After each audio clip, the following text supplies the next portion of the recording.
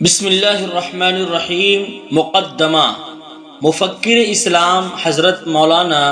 سید ابو الحسن علی حسنی ندوی رحمۃ اللہ علیہ کے قلم سے۔ نحمدہ ونصلی علی رسولہ الکریم، اما بعد۔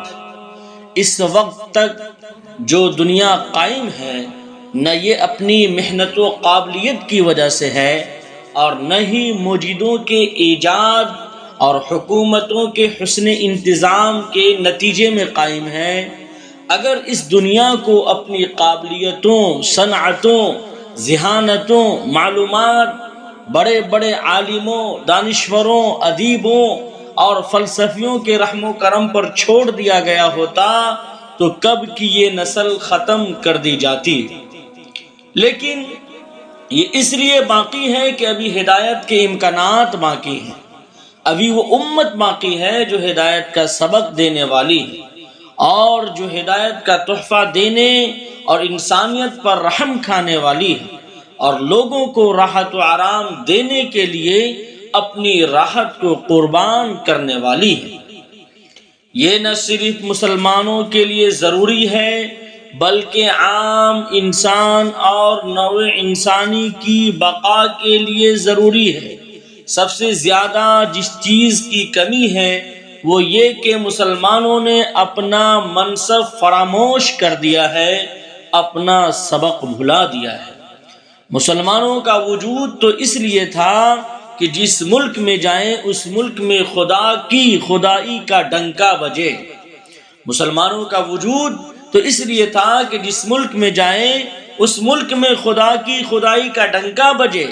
غیر اللہ کی پرستش مٹ جائے، وہ ایک تاریخی افسانہ بن جائے، لوگ کہیں کہ ایسا بھی ہو سکتا ہے۔ مسلمان تو اس لیے تھا کہ جس ملک میں قدم رکھے وہاں ظلم کا خاتمہ ہو جائے، درندگی، نفس پرستی، شہوانیت، جنسی بے راہ روی اور انحراف کا خاتمہ ہو جائے۔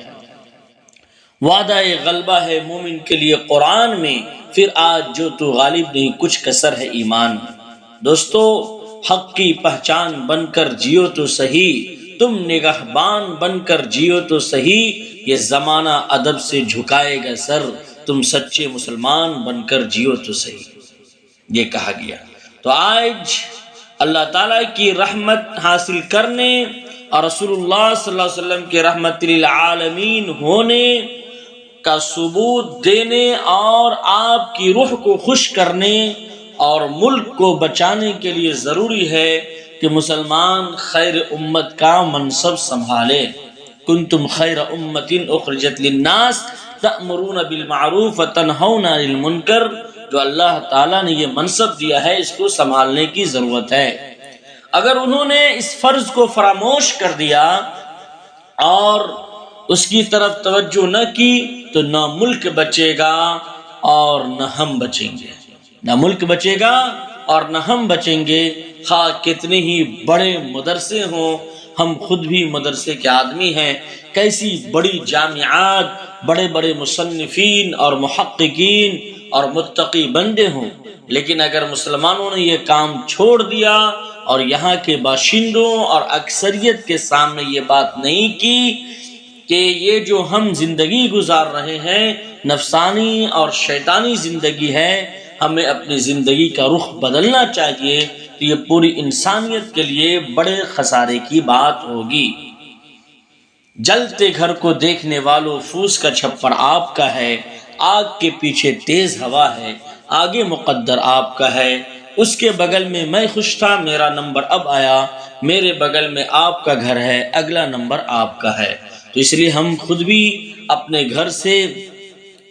جہالت کی اور شرک و بت پرستی کی آگ کو ختم کریں اور دوسروں کے گھر میں جو یہ آگ لگی ہوئی ہے اس کو بھی بجھانے کی فکر کریں۔ ضرورت ہے کہ مسلمان اسلام کا چلتا پھرتا نمونہ بنے، ضرورت ہے کہ مسلمان اسلام کا چلتا پھرتا نمونہ بنے، اسی کے ساتھ یہاں کی اکثریت کے سامنے خدا کا پیغام پہنچائے، خدا ترسی، اخلاقی بلندی، اخلاق و ایثار کا نمونہ پیش کرے، اسلام کے صرف عقیدے کا نہیں بلکہ اسلامی اخلاق اسلامی شریعت کا نمونہ بنے، دوسری طرف ایسی زبان میں گفتگو ہو جس کو وہ سمجھیں اور متاثر ہوں۔ عزیز مکرم، مولوی محمد سرور فاروقی ندوی